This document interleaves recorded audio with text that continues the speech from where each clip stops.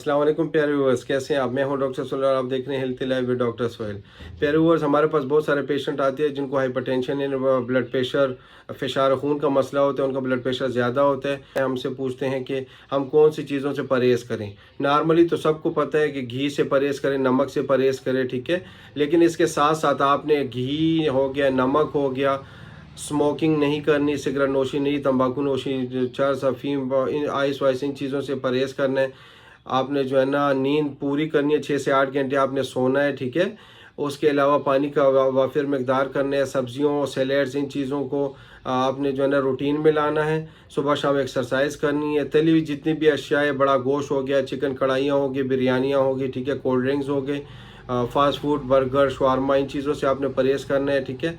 और एक्सरसाइज करनी है, सुबह शाम नींद पूरी करनी है, पानी का वाफिर मकदार इस्तेमाल करने और स्ट्रेस से अपने आप को बचाने। वस्सलाम।